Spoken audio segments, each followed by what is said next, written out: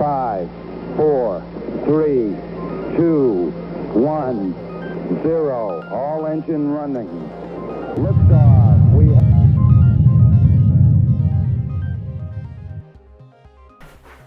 Hey, what's up, guys? It's Nick.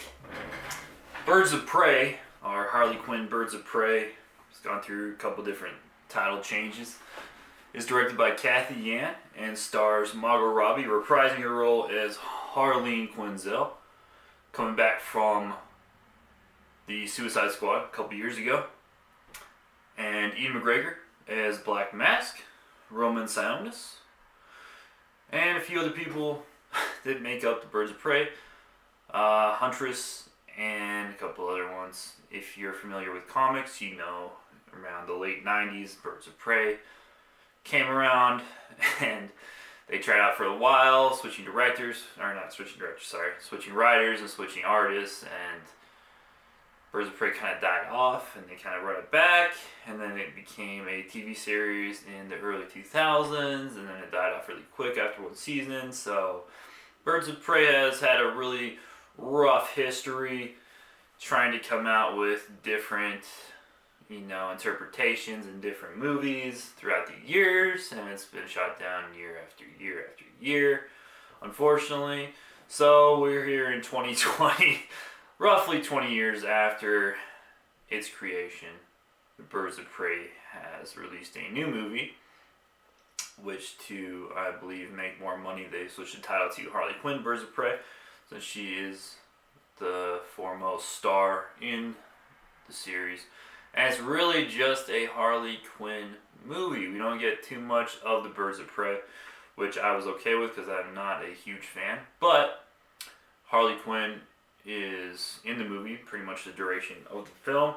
It's really told from her perspective most of the time, and it's in her shoes most of the time. So we get a lot of Harley Quinn footage. If you're a Harley Quinn fan, you will enjoy this movie.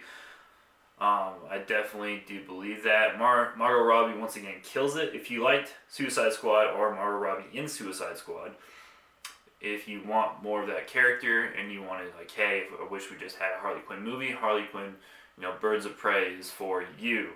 It follows her character pretty much the entire time, as I was saying. Roman Sionis, Black Mask, we got Ian McGregor filling the roles for that. I personally love Ian McGregor. I think he was a fantastic Obi-Wan Kenobi. He's had various roles that are really, really good throughout his career. He does a very, very good job. He's a really good actor. Huge fan. And I also love Black Mask, Roman Sionis' character in the early 80s, which he came to be in DC Comics, was really, really interesting. He had a very tormented past, and he comes from a mafia family. So we get a lot of mafia war going on in his early history, and he ends up killing his parents and burning down his mansion. Is basically the same type of character as Bruce Wayne, but pushed to the edge. So through various conditions, him fighting off the Joker and fighting off Bruce Wayne, and his family eventually dying, and a lot of mafia war going on, we get the creation of the Black Mask, which, for those of you that don't know, Roman Sionis' character creates a league basically where they all wear masks. He's infatuated with masks and wearing masks. And he goes to his father's tomb, and from the rock of his father's tomb, he creates a mask, which is a black skull-like mask, which he gets his character name from. And through various sequences and different issues, he falls into fire, and the mask actually attaches to his face. So we get a very, very grim history, grim past, and a grim character being Black Mask. So to kind of flip that, in this incarnation in this movie, we get Ian McGregor. Which Ian McGregor is a great actor. I believe he could actually pull off the role in the right circumstance. We're not getting the same Black Mask that we were in the comics, obviously. There's a lot of differences between the source material of the comics and the movies, as we know. I'm seeing a lot of different movies come out, especially recently in Marvel and whatnot. But the Roman Sionis in the comics is very serious. He's very to the point. He's an expert with firearms. He's torturous. He likes to torture people. He's malicious in what he does, and he's very logical.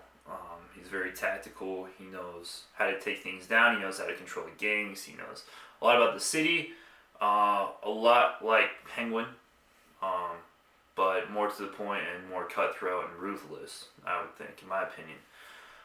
So we're getting a very zany, off-the-wall, goofy version of this character from Ian McGregor, which is fine. And I will say that I hated it in the beginning because it's very zany, off the wall, funny. You know, he tries to make witty remarks and he's not serious at all.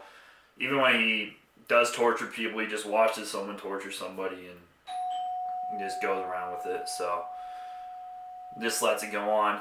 In the comics, he would be torturing them, you know, himself and actually doing stuff. So, and we get that a little bit more towards the end. I think Ian McGregor really encompassed his character towards the end of the film, and I wish he was just cutthroat the entire time.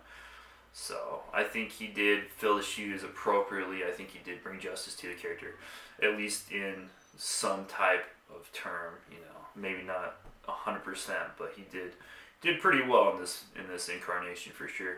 Definitely better than Gotham and a couple other ones we got in the past, you know, few years. So Margot Robbie once again is great. She's really, really zany and witty in this movie.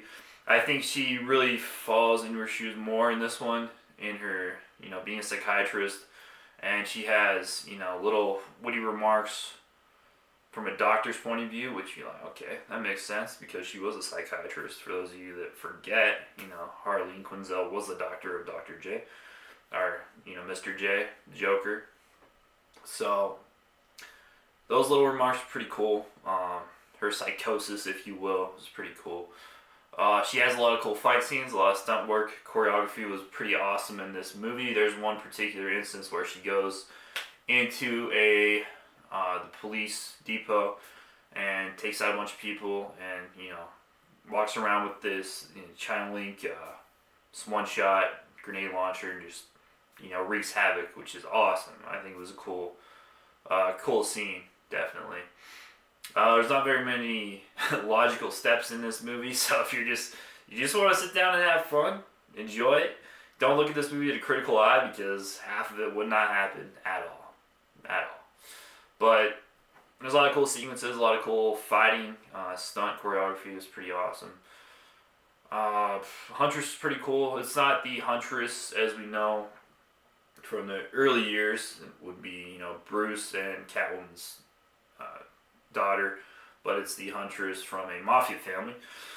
So in this incarnation, Black Mass and his men kill off her family, and she becomes the Huntress.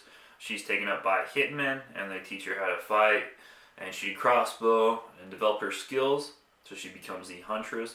And it's actually pretty funny, the jokes that they do land in this movie. There's a lot of humor, as you would expect from a Harley Quinn movie. A lot of crazy humor. And they rag on Huntress quite a bit. They call her the crossbow killer, and she gets all offended. She's I'm Huntress, and then they're like, oh, you're badass, like all this other shit. And it goes on for a while until, you know, the third act. It's just pretty funny. So we get Black Canary, which, oh, Black Canary. That is actually a black chick in this movie. So this incarnation is Black Canary, a singer for Roma Sionis, or Black Mask. And Harley Quinn takes out Roma Sionis' driver, so they get Black Canary to drive him around and be kind of his, you know, attaché, if you will. Black Canary's actress did a fine job. I think she was really good. Pretty good acting. She only uses her ability once, and she passes out due to, which is pretty reminiscent of the comics and what happens. But using her power once kind of was pretty dry. We also get a cop who's a detective who's getting she's having a rough go of it. She was going up for the captain position and her friend beat her out, and then she's stuck as a detective, and she seemed like a really good detective. They won't really get too much on her backstory, just a little bit here and there. But she kind of just abandons the force. She gets removed from her position, and then she goes with Huntress and creates the birds of prey kind of just randomly, which she becomes a vigilante essentially. And then Harley leaves again. So the third act is pretty ridiculous in my opinion. I don't think they really thought it through too well. I think it was just kind of thrown together. I did like the first two acts. I think they built up the story pretty well. The main objective in this movie is them trying to find a diamond. A diamond has some sensitive material inside of it. Yeah. So Roman Steiner is trying to get this diamond. Biker gang's trying to get it. Just some random people that we didn't really need come in the picture just randomly, and Harley Quinn fights them off. Another thing is Harley Quinn's basically untouchable in this. She only gets hit a couple times and she takes out entire gangs, which is cool. It's fine. It's Harley Quinn. Harley Quinn's pretty badass in the comics. I'm not gonna lie. She takes out a lot of people, but she's basically untouched in this movie. So there's a kid aspect. So the kid takes his diamond they're trying to find and she swallows it. So they're trying to protect the kid, and then other people are trying to kill the kid, and Roman's trying to get his hands on the kid, get the diamond back. But Harley Quinzel, or Harley Quinn, she develops some kind of trust with the kid. It's kind of that motherly figure, which Harley's insane, so I don't think that would actually happen, but it was kind of just tossed in there. Also, Harley's really, really more to the point in this movie. Not like Suicide Squad, she's just kind of crazy, which she is. She's psychotic. But in this one, she's more logical, and she actually thinks about stuff, which I thought was kind of a misstep in the character. She's distraught because her and the Joker broke up, so she's kind of, the gangs are more after her and more like, oh, you're not with Joker anymore, he's not going to protect you, and all this other stuff. But it's a pretty good movie. Final thoughts on Birds of Prey. I will give it a 5 out of 10. I think there's a couple misdirections in this movie and missed opportunities. I think the characters are over embellished, and I think that it had a lot of Harley Quinn, way too much Harley Quinn. Birds of Prey really didn't come into play until the very end of the movie, the last couple scenes. So we didn't really get Birds of Prey. We really just got Harley Quinn being Harley Quinn, which is fine. I liked Harley Quinn. That's the best character in the whole series, honestly. Besides, between Suicide Squad and Birds of Prey, in my opinion, Harley Quinn was the best part of both. So if you like Harley Quinn, you're probably gonna like this one. Another thing that they changed, I don't know why, was the hyena dogs that she has in the more recent incarnations of the character. She has 2 hyena dogs, that being Harley Quinn. In this movie, she only has 1, which I don't know why they only did. Like, if they're gonna bring the dogs in at all, just have 2, like she does. But they bring 1 in, which is weird. And then the dog's name is Bruce, which the dog's not named Bruce, but I guess they're just like, oh, Batman, and his name is Bruce. Makes sense. But yeah, there's a couple things that are just off in this movie, in this iteration, but overall, pretty solid. If you're bored and it's free, if it gets on Netflix or Hulu, I'd recommend checking it out. I wouldn't pay money to watch it, unless you're a really die-hard Harley Quinn fan. Also, there's no Joker in it. There's no Batman. It's just kind of a wash. We do get Black Mask, and then I'm not gonna spoil it, but the ending, the third act is, there's a lot of missteps there, and the eventual, what happens to Black Mask was just, it was really shoehorned in there. I think they kind of rushed this movie to get it out quicker than later, so, we'll see what happens. We'll see what happens in the future of DC. Hopefully they get new movies out, better steps, and, more logical steps in their direction and their entire discography, compared to what we got before. But next, you got promos. The Degenerate Ziac and his Unruly Adventures is live on Kickstarter. For those of you that don't know, that's my comic book. It's written and drawn by myself.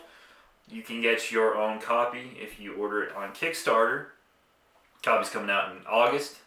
It is a science fiction-esque tale about Ziac and his group of renegades in New Philly. New Philly's a flying city. There's a lot of dinos and aliens and stuff like that. If you're into sci-fi, if you're into Jurassic Park, Star Wars, etc., you'll probably like it.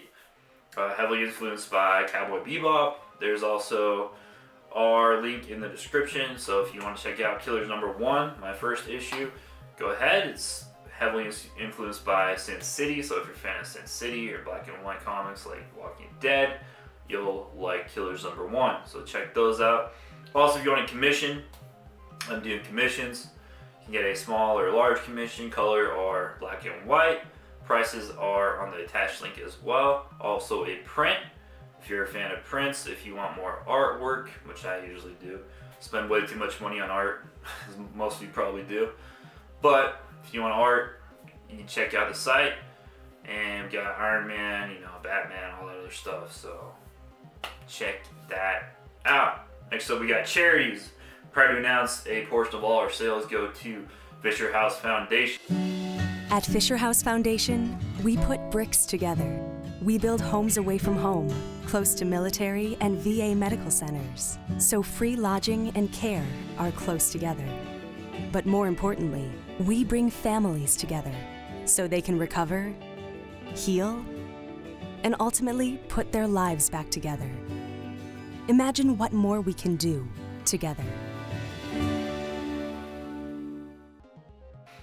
Fisher House Foundation is doing great work across the country to bring shelter to veterans and families and widows that need it in this time of need, and they need a place to stay and they're just on the streets, or whatever, or if they need to go to certain areas and they have no family, they give them the shelter they need and a place to stay for the time being.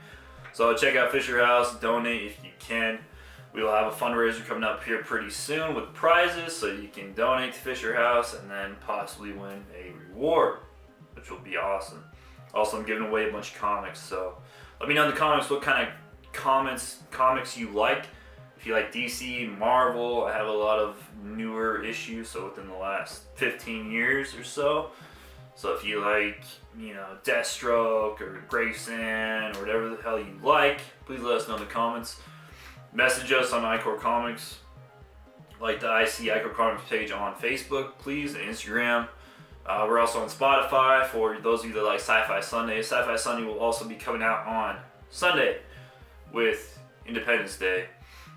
Also, you can vote every week on which episode of Sci-Fi Sunday I do between two movies. Or if you have a suggestion, let us know and message our Facebook page or email us iCoreComics@gmail.com. Hope you guys are doing great. I had a lot of fun watching this one. A lot of good sequences, but we'll see what happens. The future of the Birds of Prey. Probably be another 20 years before we get another movie, but nonetheless, it's a good time. And that's all I got. Hope you guys enjoy the rest of your week, your weekend. Stay strong. We're almost through this virus. Everything's opening up again up here at least. Hopefully your states will follow suit soon enough. Hopefully everyone gets better that's getting sick and we get rid of this thing. But that's all I got. Click down here to get cryogenically frozen.